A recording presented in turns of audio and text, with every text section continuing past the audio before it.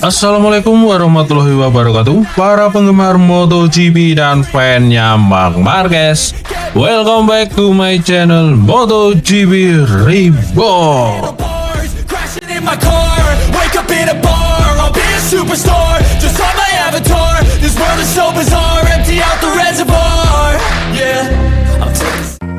Kali ini datang kabar dari pabrikan Aprilia, di mana Massimo Rivola meyakinkan bahwa Marco Bezzecchi dan Jorge Martin akan berusaha memperebutkan gelar juara dunia untuk 2026. Sementara itu dari Yamaha akan mempercepat pengembangan proses mesin V4-nya. Augusto Fernandez dituju sebagai wildcard yang akan turun di MotoGP Malaysia nanti. Dan seperti apa beritanya, langsung saja kita bahas.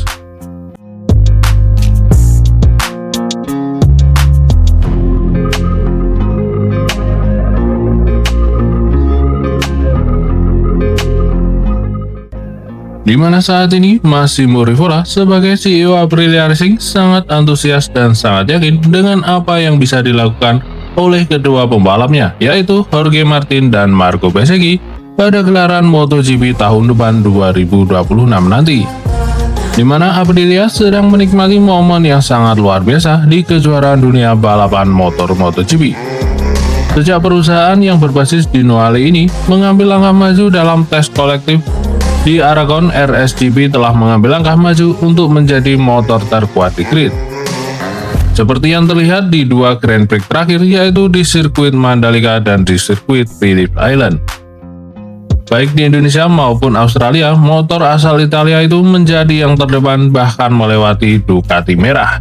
Meskipun kemenangan balapan panjang di Lombok jatuh ke tangan Fermin Aldeguer, setelah masalah yang dialami oleh Marco Bezzecchi membuatnya terjatuh bersama Marc Marquez, di mana akhir pekan ini mereka berhasil menyelesaikannya dengan pembalap Italia itu memenangi sprint race dan Raul Fernandez berhasil memenangi balapan panjang di hari Minggu, yang merupakan yang pertama dalam karirnya di kelas utama di tim Trackhouse Racing, serta kemenangan yang ke-300 bagi pabrikan dalam sejarahnya dalam kejuaraan dunia balap motor. Hasil ini telah meningkatkan ekspektasi Aprilia sebagaimana dibuktikan oleh pernyataan yang dibuat oleh CEO Aprilia Racing, yaitu Massimo Rivola, yang berbicara kepada media termasuk di akhir pekan di Phillip Island. Dalam pertempuran itu, ia menganalisis momen yang sangat luar biasa sedang dialami oleh mereka. Saya pikir motor ini kompetitif. Saya pikir di sirkuit cepat motor ini bisa menjadi referensi. Di sirkuit dengan banyak stop and go, kami tidak kompetitif, tapi kami tidak sejauh di masa lalu. Jadi bisa dikatakan secara rata-rata motor ini jauh lebih baik. Ini berkat Fabiano dengan orang-orang di Noale. Saya sangat bangga dengan pekerjaan yang mereka lakukan. Itulah ungkapan dari Massimo Rivola. Bahkan dirinya ketika ditanya apakah setelah perbaikan di pertengahan musim, RSGP kini menjadi motor yang kompetitif di semua trek dan tidak hanya kuat di beberapa trek. Seperti di masa lalu, Rivola mengatakan, "Saya sangat penasaran untuk melihat motor kami di Sepang nanti.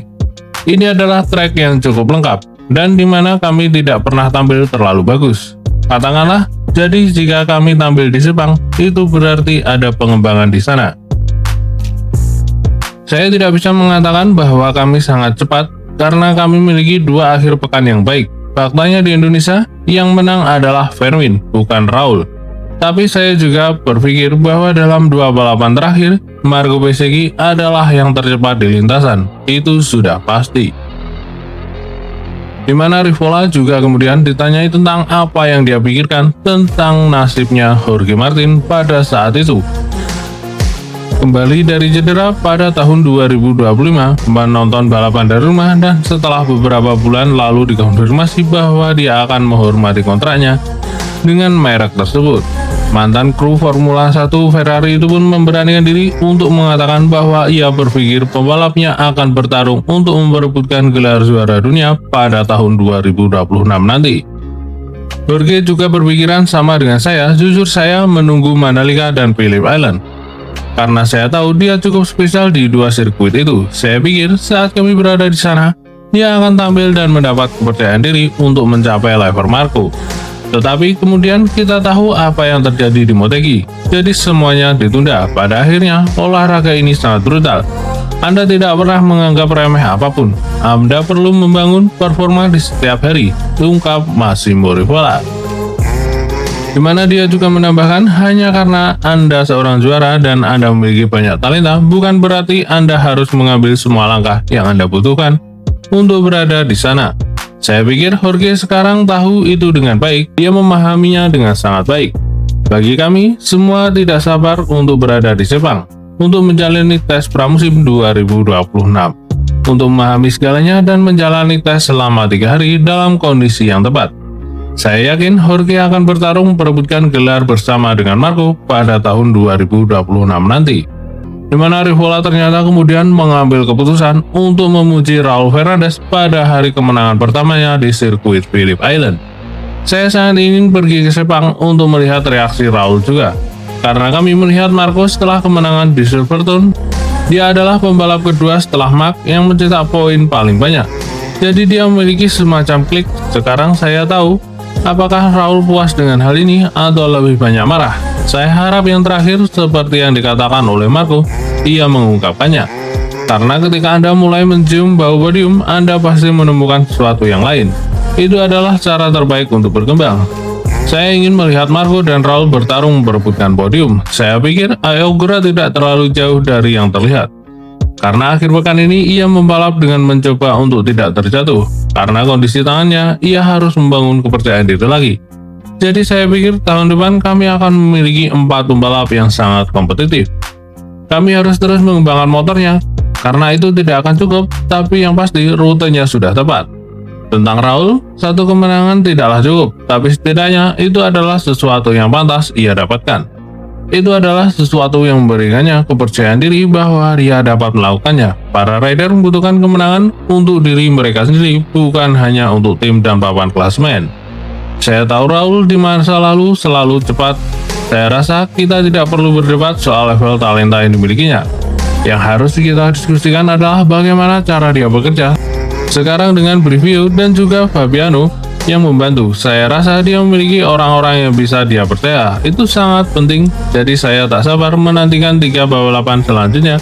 Sepang khususnya karena motornya, kita tak boleh lupa bahwa Raul melewatkan tes Sepang selama 2 tahun secara berturut-turut. Itu adalah tes di mana Anda mulai memahami apa yang terjadi pada motornya. Dia menemukan rekan setim yang sangat tepat sebagai rookie sejak awal, jadi pasti dia mulai sedikit menderita.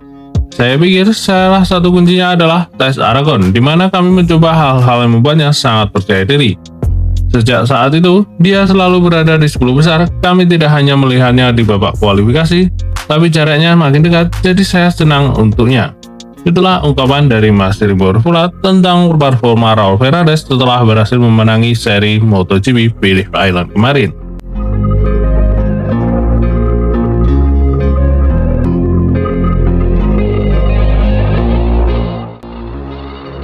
Selain itu, dari pabrikan Yamaha, demi mempercepat pengembangan V4, Augusto Fernandez ditunjuk sebagai wildcard di MotoGP Malaysia nanti.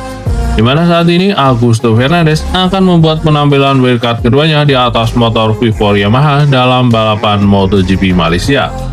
Di mana pembalap MotoGP penguji Yamaha yaitu Augusto Fernandez akan berlaga di Grand Prix Malaysia akhir pekan ini dengan tujuan untuk meningkatkan proyek mesin V4 terbaru. Tekanan yang terus-menerus diberikan oleh Fabio Quartararo kepada pihak Yamaha untuk membuat kemajuan dalam pengembangan motor yang bertenaga V4 barunya membuat para insinyur pabrikan asal Iwata itu memasukkan Fernandez ke dalam ajang di balapan Malaysia. Pembalap asal Spanyol itu pun awalnya tidak masuk dalam daftar peserta untuk akhir pekan di Sepang nanti. Namun kini akan ambil bagian di bawah bendera Yamaha Factory Racing. Tim penguji yang kini dipimpin oleh pembalap veteran yaitu Silvano sebagai bagian dari program pengembangan motor terbaru bertenaga V4. Yamaha telah merencanakan tes privat di motoran Aragon pada tanggal 9-10 November, tetapi sebelum tes resmi di Valencia pada tanggal 18 November nanti. Di mana tes 2 hari itu dimaksudkan agar Fernandez dapat melakukan uji coba terhadap 4 motor M1 bertenaga V4 yang akan digunakan oleh Quartararo, Alex Rins, Jack Miller, dan pembalap terbaru musim depan yaitu Toprak Rascal Diago di tes Valencia nanti. Tes ini juga akan menjadi kesempatan bagi Toprak Rasgadiago yang merupakan juara dunia World Superbike 3 kali untuk pertama kalinya menjajar motor MotoGP sebelum ikut serta dalam tes Valencia bersama para pembalap lainnya.